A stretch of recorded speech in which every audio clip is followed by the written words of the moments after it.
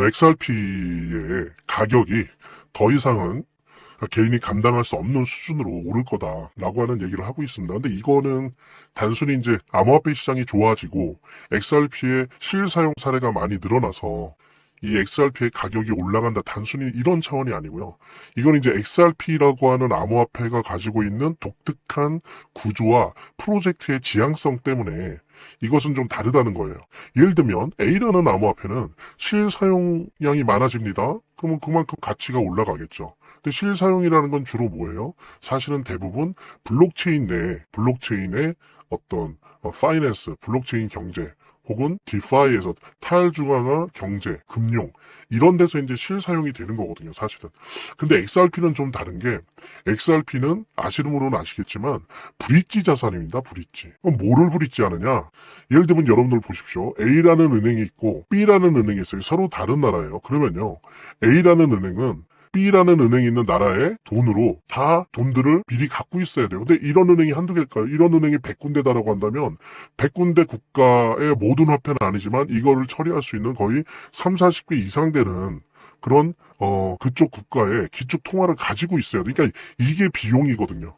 그리고 사실 스위프트라는 거는 말하자면 신호만 왔다 갔다 하는 겁니다. 신호만. 현물이 왔다 갔다 하는 게 아니라.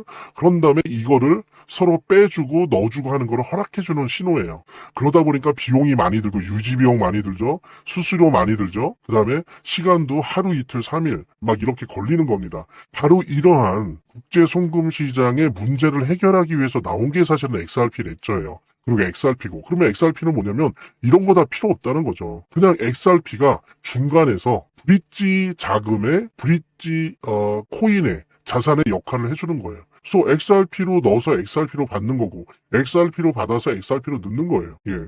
그리고 이런 게 필요 없습니다. 몇십 개국 나라의 기축 통화를 사서 어느 정도 비율로 가지고 있을 필요가 없어요.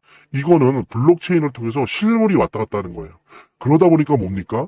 기관들이 주로 이제 이거 국제 송금을 하는 데 있어서 기관들, 은행들을 위해서 이제 만들어 놓은 건데, 그러다 보니까 어때요? 지금 현재 뭐 하여간 이론적으로 1000억 개, 뭐 소각된 것도 있긴 하지만 1000억 개가 현실적으로 존재한다라고 했을 때, 예, 물론 이제 에스크로로 묶여 있는 것도 거의 한 400억 개 되고 그러지만 어찌되었건 간에 이 정도 물량으로 가령 국제송금시장에서 브릿지 자산으로 XRP가 사용되어지려면 지금 가격으로는 안 돼요. 되질 않아요. 더 높아져야 됩니다. 이거는 시장에서 그냥 뭐 예를 들면 뭐 한국 같은 경우에 업비트에서, 외국 같은 경우에 코인베이스에서, 뭐 혹은 바이낸스에서 XRP의 거래 가격이 올라간다 내려간다는 차원이랑은 전혀 다른 차원에서 기관들의 브릿지 자산이 되는 순간 이거는 강제적으로 올려갈 수밖에 없어요. 올려질 수밖에 없어요. 예, 그리고 대다수 개인들은 이제 접근하지를 못하는 거죠. 대신 그렇게 올라갔을 때 XRP를 가지고 있던 개인들은, 예, 뭐 속된 말로 아주 큰 부자가 되는 거죠.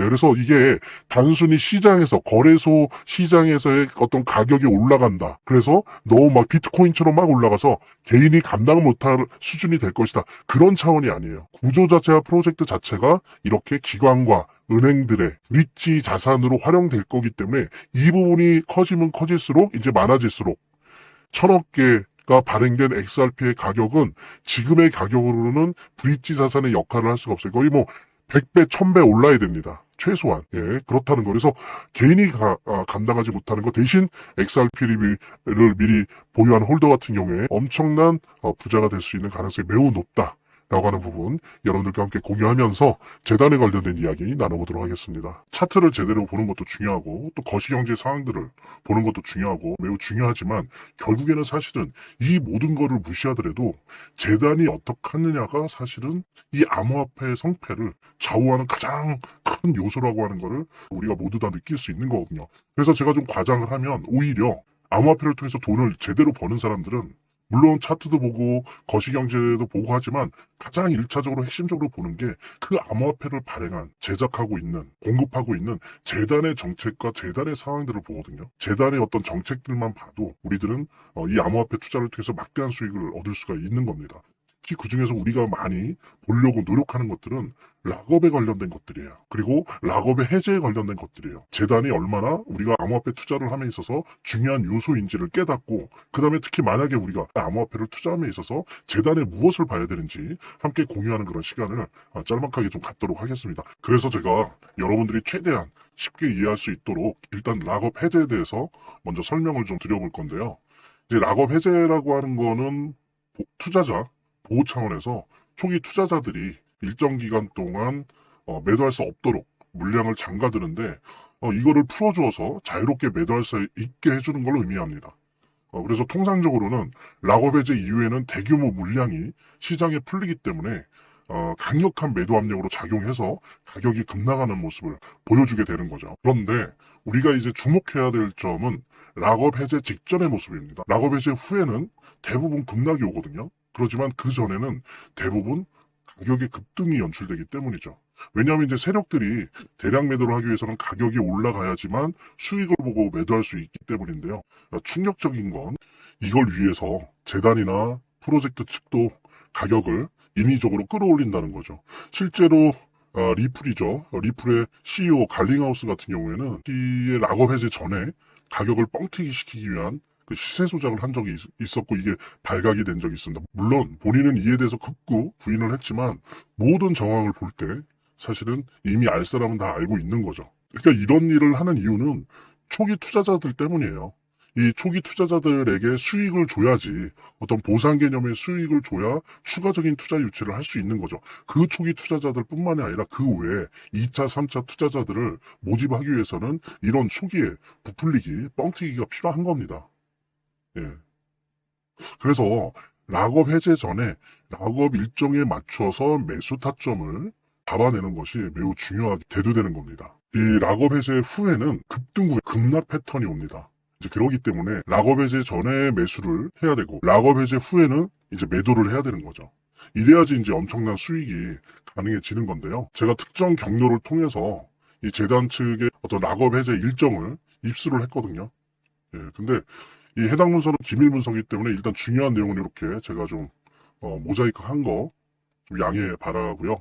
그러니까 이 문서에는 이제 재단 측의 락업 일정부터 물량, 목표가까지 모든 것이 나와 있습니다. 그래서 해당 일정에 맞춰서 상반기, 하반기 이렇게 나뉘어져 있는데 해당 일정에 맞춰서 세력들은 가격을 끌어올리고 그 다음에 이제 매도를 하겠죠. 그래서 우리도 이 일정에 맞춰서 정확하게 매수 매도 타점을 잡아 나가면 엄청난 고수익을, 대박을 노려볼 수가 있게 되는 겁니다. 그래서 여기 나와 있는 제 개인 번호 010-2592-6921로 010-2592-6921로 수익 두 글자만 남겨놓으시면 제가 확인되는 대로 이 모자이크 없는 아까 보셨던 그 문서 원본이랑 그 다음에 이제 언제 어디서 얼마에 매수해야 되는지 그 시그널이 담겨있는 문서를 직접 핸드폰으로 PDF 형태로 전달해 드리도록 하겠습니다. 그러니까 당연히 무료고요.